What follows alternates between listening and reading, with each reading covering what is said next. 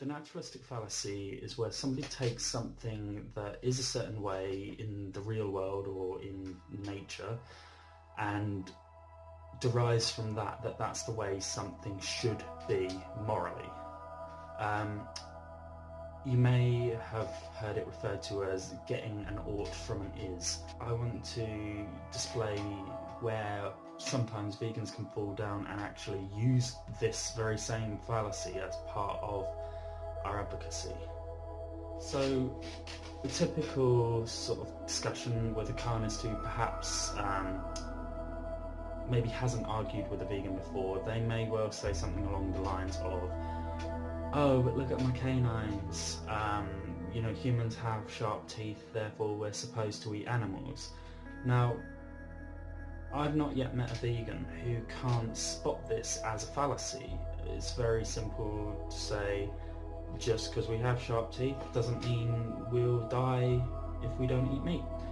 Generally, a vegan will, in my experience, use themselves as an example, or if they actually have knowledge to hand, they can say, well, actually, say for example, meat can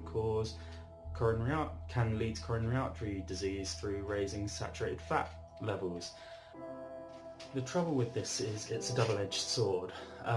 Equally, I've heard carnists make arguments about the evolution of the human brain, and that may have been due to access to certain proteins available through cooking, certain starch sources as well.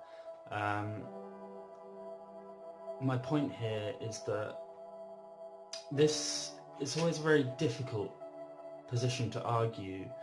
Quite often I've noticed people who don't know that much about it, who maybe have done some very one-sided research, vegans and carnists this is, go in and claim, for instance, as I said, that because we have this kind of digestive tract that we're herbivores, or because we have this kind of dentition we're omnivores.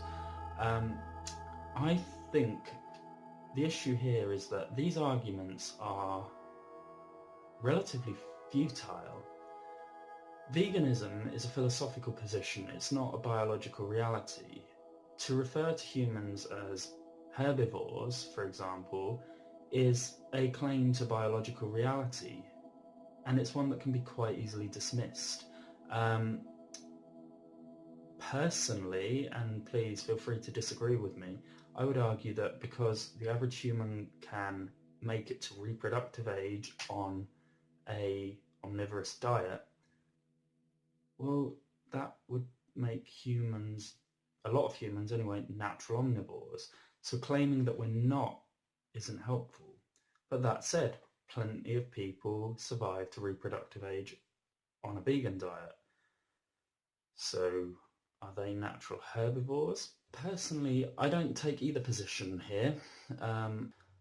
Veganism is a philosophical position, and through very simple deduction based on the premise that you would not want this harm done to you, and therefore causing suffering to any other creature unnecessarily is wrong, we can make the same point philosophically without having to make arguments which are potentially flawed. But of course, let me know what you think. What I'm trying to do here is to come to better forms of advocacy. I would not want to deprive any vegan of a tool in their advocacy toolkit. So please let me know, and perhaps you'll provide me with a new tool as well. Thank you very much. Rolling again.